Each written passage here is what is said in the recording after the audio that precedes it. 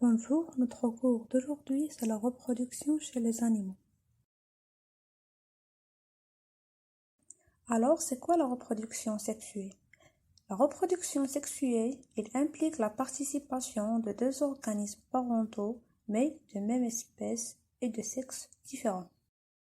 Quels sont les comportements sexuels? Alors, un comportement sexuel, c'est un ensemble d'actes chez certains animaux à reproduction sexuelle avant l'accouplement. Ce comportement, il permet le rapprochement entre le mâle et la femelle, du mâle et de la femelle. On va voir maintenant quel est le rôle du mâle et de la femelle dans cette reproduction et on va commencer tout d'abord par la production des gamètes mâles.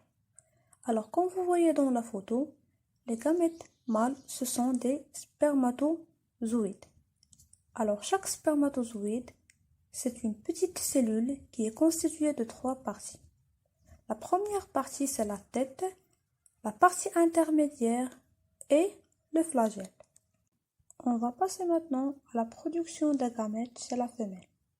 Les femelles, ils produisent des gamètes femelles qu'on appelle les ovules. Alors, les ovules, ce sont des cellules rondes, beaucoup plus grosses que les spermatozoïdes et ils sont chargés de substances nutritives. Chaque ovule il est constitué d'une membrane cytoplasmique, cytoplasme et un noyau qui se trouve à l'intérieur. La fécondation, c'est la fusion des deux gamètes pour former un zygote, œuf.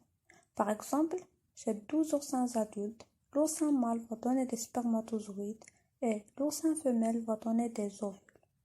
Cette rencontre se fait dans l'eau, on parle d'une fécondation externe. La cellule œuf se divise plusieurs fois pour donner une larve. Celle-ci subit une métamorphose pour donner un oursin adulte, mâle ou femelle. Alors, une petite conclusion, les étapes de la fécondation, ce sont trois.